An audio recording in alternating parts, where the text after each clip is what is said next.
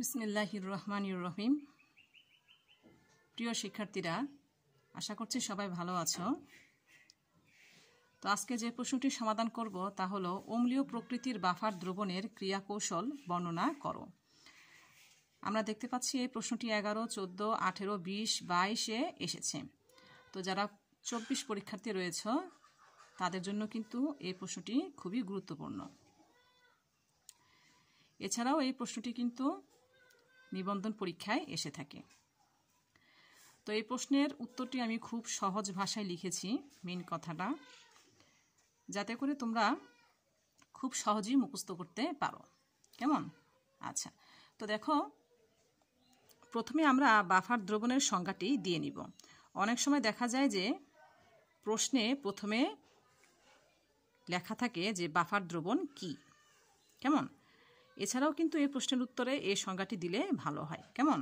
আচ্ছা, তো দেখো, বাফার দ্রবণ কি? যে সকল দ্রবণে সামান্য পরিমাণ অ্যাসিড বা ক্ষার যোগ করার পরেও দ্রবণের পিএইচের কোনো পরিবর্তন হয় না তাকে বাফার দ্রবণ বলে। ঠিক আছে, এখন দেখো, বাফার দ্রবণ কিন্তু মূলত দুই প্রকারের হয়। একটি হচ্ছে অম্লীয় প্রকৃতির বাফার দ্রবণ, আরেকটি হলো ক্ষারীয় প্রকৃতির বাফার দ্রবণ। তো প্রশ্নে যেহেতু অম্লীয় প্রকৃতির বাফার দ্রবণের ক্রিয়াকৌশল চেয়েছে, কাজে আমরা এটাই শুধু আলোচনা করব। তো প্রথমে আমরা অম্লীয় প্রকৃতির বাফার দ্রবণ হিসেবে ইথানোয়িক অ্যাসিড এবং সোডিয়াম ইথানয়েটের একটি দ্রবণ বিবেচনা করে নিই। কেমন? আর আমরা জানি যে ইথানোয়িক অ্যাসিড হচ্ছে একটি দুর্বল প্রকৃতির অ্যাসিড। এটি মূলত দ্রবণে সামান্য পরিমাণে বিয়োজিত হয়ে সামান্য পরিমাণ হাইড্রোজেন আয়ন উৎপন্ন করবে। ঠিক আছে, এই যে আমরা এখানে দেখতে পাচ্ছি, মূলত এখানে এই ইথানয়েট আয়নটাও সামান্য পরিমাণে উৎপন্ন হয়, এই হাইড্রোজেন আয়নও সামান্য পরিমাণে উৎপন্ন হয়। কেমন? তবে আমরা এখানে একটু বিশেষভাবে লিখব যে সামান্য পরিমাণে এই হাইড্রোজেন আয়নটাই উৎপন্ন হয়। আচ্ছা, এরপরে দেখো, দ্রবণটিতে কিন্তু সোডিয়াম ইথানয়েট লবণটি সম্পূর্ণভাবে বিয়োজিত হতে পারে। কেমন? আর এখানে দেখো, এই লবণটি সম্পূর্ণভাবে বিয়োজিত হয়ে অধিক পরিমাণ ইথানয়েট আয়ন উৎপন্ন করে। ঠিক আছে, এই যে আমরা এখানে দেখতে পাচ্ছি। তো এখানেও একই রকম বিষয়, অধিক পরিমাণ ইথানয়েট আয়ন উৎপন্ন করে, সোডিয়াম আয়নও উৎপন্ন করে। তবে এখানে আমরা একটু বিশেষভাবে লিখব যে অধিক পরিমাণে ইথানয়েট আয়নটাই উৎপন্ন করে। কেমন?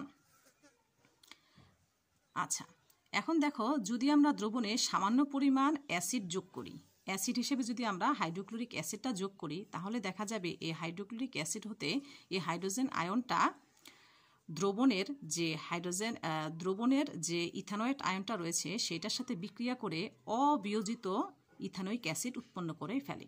ফলে দেখা যায় যে এই অম্লীয় প্রকৃতির বাফার দ্রবণের ভিতরে আমরা যখন সামান্য পরিমাণে অ্যাসিড যুক্ত করলাম, সেই অ্যাসিড হতে যে হাইড্রোজেন আয়নটা দ্রবণে অতিরিক্ত পরিমাণে আসলো, সেই হাইড্রোজেন আয়নটা কিন্তু এখন আর দ্রবণে অতিরিক্ত পরিমাণে থাকলো না, সেটা কিন্তু এটার সাথে বিক্রিয়া করে ব্যালেন্স হয়ে গেল। অর্থাৎ এখানে হাইড্রোজেন আয়নের ঘনমাত্রাটা কি কোনো বৃদ্ধি পেল না। ঠিক আছে, এরপর আমরা এই যে এখানে লিখে দিব যে ফলে দ্রবণে হাইড্রোজেন আয়নের কোনো হ্রাস বৃদ্ধি ঘটে না। আর হাইড্রোজেন আয়নের ঘনমাত্রার যদি কোনো হ্রাস বৃদ্ধি না ঘটে, তাহলে বুঝতে হবে দ্রবণটিতে পিএইচের কোনো পরিবর্তন ঘটছে না। ঠিক আছে, মূলত দ্রবণে যদি হাইড্রোজেন আয়নের ঘনমাত্রাটা বৃদ্ধি পায়, তাহলে কিন্তু পিএইচের মানটা হ্রাস পায়। আবার যদি হাইড্রোজেন আয়নের ঘনমাত্রাটা হ্রাস পায়, তাহলে কিন্তু পিএইচের মানটা বৃদ্ধি পায়। ঠিক আছে, তো যেহেতু আমরা এখানে দেখতে পাচ্ছি যে অম্লীয় প্রকৃতির বাফার দ্রবণে সামান্য পরিমাণে অ্যাসিড যুক্ত করার ফলে দ্রবণে হাইড্রোজেন আয়নের ঘনমাত্রার কোনো হ্রাস বা বৃদ্ধি ঘটছে না, অর্থাৎ পিএইচের কোনো পরিবর্তন ঘটছে না। ঠিক আছে, আচ্ছা,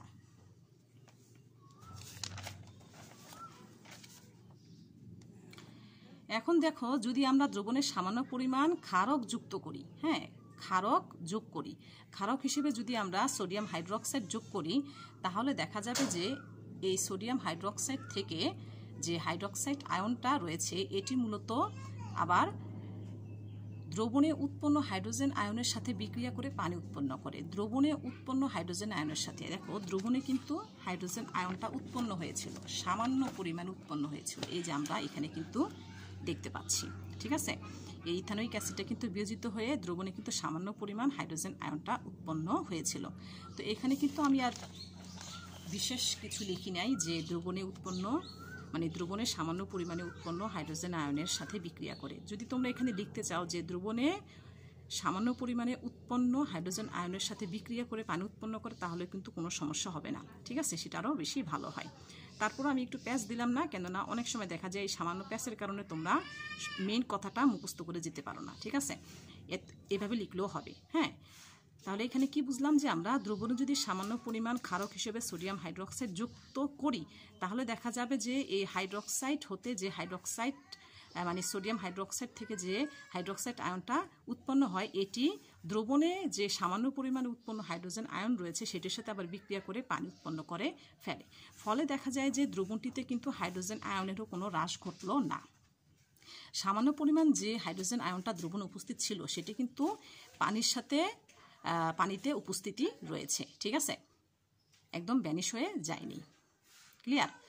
আচ্ছা, তো আশা করছি তোমরা বিষয়টা বুঝতে পেরেছো। তারপর আমরা এখানে লিখব যে ফলে দ্রবণে হাইড্রোজেন আয়নের কোনো হ্রাস বা বৃদ্ধি ঘটে না, অর্থাৎ দ্রবণের পিএইচের কোনো পরিবর্তন ঘটে না। ঠিক আছে, তো আশা করছি তোমরা ক্লাসটি বুঝতে পেরেছো।